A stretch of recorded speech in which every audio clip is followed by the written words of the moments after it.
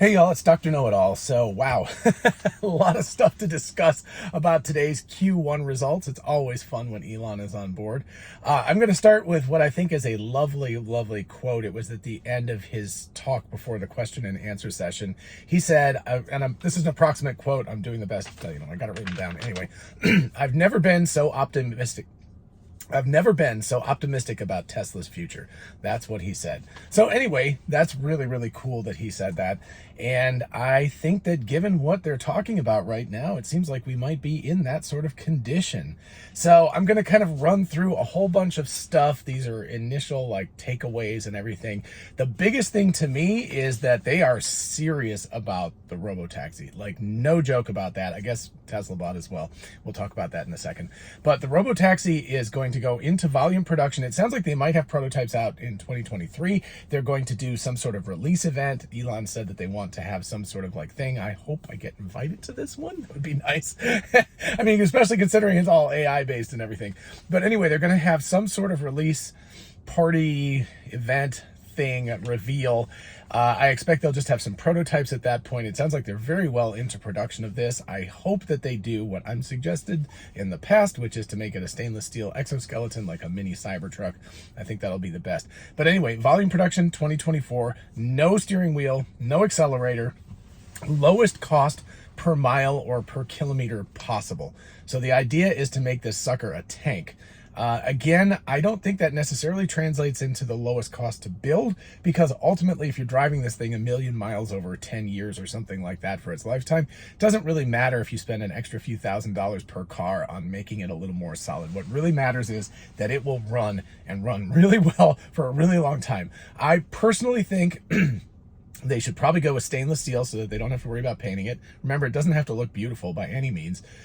Probably some sort of hatchback sort of idea, and also a single motor. Again, doesn't have to accelerate fast or anything, and probably entertainment screens at, if it seats 5, let's say, or maybe 6, because you could maybe put a seat across the middle here. But anyway, they'll at least have one screen in the front and the back. Maybe they'll have mini screens across that. I don't know. But anyway, it'll be really interesting to see how all of that comes about. But I think that's a huge takeaway. As for Tesla Bot, Elon was it was interesting. He was like, I don't think people realize how big a deal this is going to be. And I was like, I think all those people on YouTube realize how big a deal it's going to be. We're all talking about how it's going to be so much bigger than the car business or anything.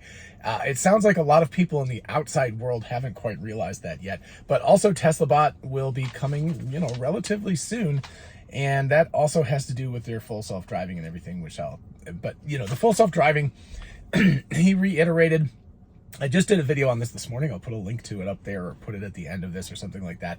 But I just did a video about this where he talks about the false dawns in his TED interview. He said that, he repeated that again in his talk in the Q1 earnings call. And he said the problem is that this is just the hardest problem that he has ever dealt with in terms of software or hardware. So that's an impressive thing considering he's built rocket ships that land themselves and everything, right? So that's the kind of difficulty. And the problem is that it really is to drive, aside from things like balance and stuff, which we human beings can do quite well normally, pretty much everything else that makes us a human being is involved in us driving, right? That's why he talks about solving real world AI. It's not just doing one thing like reading a sign. It's reading a sign while traveling at a very high rate of speed and controlling the car and dealing with the fact that this guy is trying to cut you off at the same time and trying to figure out where you're navigating to next. All of those things compound with each other. So it's a really, really difficult, super challenging problem. And like he said, many, many times they think they've gotten it and they've been like, and their hopes are dashed, right? So it could happen again, but I honestly think that given where Karpathy and Ashok and all those guys are right now, that they've got the basic idea licked. If you can turn the world into a video game effectively, you've got most of the problem solved. So that's where we are. I think it's going to be absolutely huge. Cybertruck reiterated 2023 is the year for volume production. Really interesting discussion that happened a little bit later was about the 800 volt thing. Somebody asked about that. They said for smaller cars, Definitely the Robotaxi, because that's going to be a very small car, it sounds like.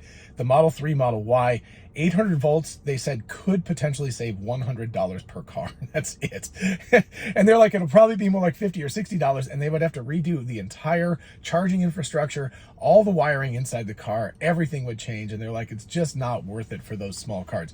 They did say for larger vehicles, and specifically mentioned the Semi and the Cybertruck, that 800 volts might actually be a reasonable thing. So we might see the Cybertruck at an 800 volt range. Almost definitely, I would imagine we'd see the Semi at 800 volts, because there are some big advantages when you have monster sized battery packs and stuff. They can charge faster, the wiring is a smaller gauge, etc., etc. So anyway, but for small cars, do not expect to have 800 volts anytime soon. Sounds like 400 is totally fine. As for ramping, Berlin and Texas, he said they're learned from Shanghai and should actually be able to ramp faster in terms of volume production. He was targeting 5,000 cars per week, and they were saying potentially by the end of the year, but then Elon Musk said that we've learned a lot of lessons from Shanghai, so it might actually be faster than that, and faster than that means that it would be faster than 9 to 12 months, because that's what he said earlier. So we could be looking at, 5,000 vehicles per week, assuming that everything ramps properly by like end of summer or something. So that could be just amazing if they can get up to that speed. Really interesting thing about solar and storage. They said, Elon specifically said that it was really hurt by the chip shortage, interestingly enough. So there's a lot of material, there's a lot of management that has to go on with this type of storage. You don't want it blowing up or catching fire or any of that. And it also has to be able to be very reactive. Like if you're charging up and then the power goes out, then the battery has to kick in. So there's a lot of chips that are involved in both solar and storage, and he said really been hurt by that, but that they've got that sort of licked and they've figured it out, and they're going to be working in the future, and it should go much faster. So that's really interesting. Also, somebody asked Elon to talk more about the Robotaxi. He said they're going to hold off, like I said, for an event next year. Also, prediction from Elon Musk that he said 50 to 60% growth this year, predicting 1.5 million vehicles produced by Tesla this year. They're still on track, even with Shanghai having shut down for 20 or 21 days of production, a lot of production in the end of Q1 and the beginning of Q2. And they're not back up to full production yet, because they're having to ramp all of that stuff. They said their suppliers are, having problems too, because they had to shut down. So there's a lot of things that are involved with that. But they're still targeting 1.5 million cars this year. So that could be a pretty good prediction of what's going to happen. All right, batteries. 5 times less space to build 4680 batteries, and less people, and less... There's a whole bunch of things that accrue with that. So they said that 4680s have a 5 times smaller footprint in terms of making it, and a 5 times more efficient build and everything. Right now they're focused on scale and simplicity. All they wanted to do was use a tried and true chemical formula, scale it up, make it really simple, produce a lot of batteries, and then they're working on rate and yield right now, and they'll work on new materials, new chemicals, and things like that later on after they get that. So that's where they are.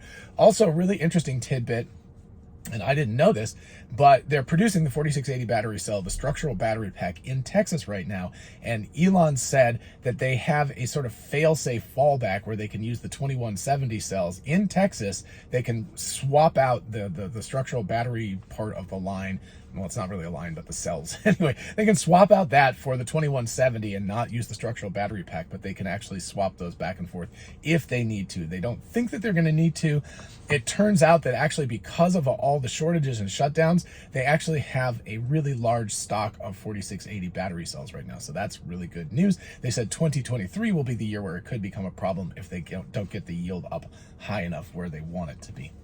Lithium mining right now is the limiting factor, even though it's only 5 kilos per car. So this car only has 5 kilograms of lithium in it, in all the batteries, because most of the battery weight is actually in the cathode, which is either iron or nickel, or iron phosphate or nickel. Anyway, it's those kinds of things. Those actually make up the bulk of the weight and the volume of these batteries, but the lithium still, because of the inefficiency of mining and refining it, is the limiting factor. So It sounds like when they talk about getting into lithium mining and refining, they're actually pretty serious, because that may be the key element that they need, a literal element that they need in order to keep building cars faster. So really interesting. They're also, wow, they talked a lot about recycling. They're talking about 50 tons of recycling of cathode materials, which would be iron phosphate or nickel, at their Reno factory, and they're working on getting up to 150 tons. They also are extremely good about recycling their aluminum, or aluminium for my British friends.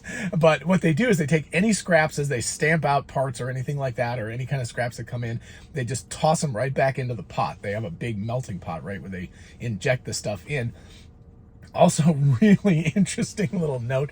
They said that they're going to be recycling the aluminum tires, the wheels, sorry, not the tires, but the wheels. They'll be recycling the aluminum wheels from Legacy Auto, which kind of made it sound like they're going to be like raiding the graveyard of Legacy Auto. It's like, well, they're going out of business anyway. They're not going to be selling cars, and there's going to be all this scrap cars. But anyway, they're trying to get as much aluminum as they can, and the wheels actually are made mostly of aluminum as far as I understand. But anyway, they're going to be recycling all of that. So they're way into stewarding their resources. You know, they're always resource constrained. They're production constrained. They interestingly enough talked about Zach Kirkhorn and Elon also both talked about the complexity and how they're raising prices. And the reason why they keep raising prices is not because they're trying to profiteer or anything like that, or even slow down the wait time. What they're doing is trying to figure out how much things are going to cost in 6 months to a year, because the wait lists are so long, the wait times. So what they're saying is the Model Y might cost $50,000 of materials and build and all that stuff right now. I'm just throwing out a number. I don't really actually know what it actually is, right? It's probably more like 60 right now. But anyway, they're saying that like in 6 months to a year, it's probably going to cost them $3,000 or $4,000 or $5,000 more. And so since the person's not going to get it to then, they're trying to match the price to what it's going to cost in the future. And that is really fascinating stuff. All right. So anyway, recycling, stewarding things, you know, really, really well, being very careful with it. I love that way of thinking about it. It's like, you know, just do the best you can. Just throw whatever scraps you have back into the pot and keep producing stuff. So it's really awesome. Less robots. They're talking about Giga Texas and Giga Berlin have far fewer robots than Shanghai and especially Fremont, so that they are able to build much more efficiently with less space and faster. The Model 3 and Model Y, and really I think the only place this isn't, no, actually it's not true, Shanghai also, but eventually they're all going to become two-piece castings, so a front piece and a back piece and the structural battery pack. All of them are going to go that way. He said the S and the X probably will remain as they are in terms of the build. But right now, like, this is a 2021 Model Y. It's got a rear casting, but it does not have a front casting, and it certainly doesn't have a structural battery pack. But that's what's coming for all Model 3s and Model Ys, so that's really, really cool. Didn't say how the Cybertruck's going to be built, but we'll see. That's stainless steel, so it's a whole different thing. This was interesting. I think it was Zach Kirkhorn that said this. He said, if you're going to wait for the best Tesla or the best factory building a Tesla, you're going to wait forever, because it's that kind of thing where they're constantly making better Teslas and better factories. So you're never going to get there if you keep waiting. So anyway, that's the kind of big thing. As far as the numbers are concerned, they released this stuff earlier and I did a little tiny short about it, but it was 18.75 billion in revenue this quarter, and their profit margin, not their what is it, gross profit? No. Anyway, the profit is 33%, and then the gross profit is 19%, if I'm remembering the numbers correctly. Anyway, if you take out all of the expenses and back all that stuff out and all the operation costs and all that stuff, they're still got at 19% profit after you back out all of the costs. So it's really impressive numbers. The growth is just outstanding. It's just like an exponential curve that's taking off, even with all of the crazy problems that they're having. I hate that thing always goes back.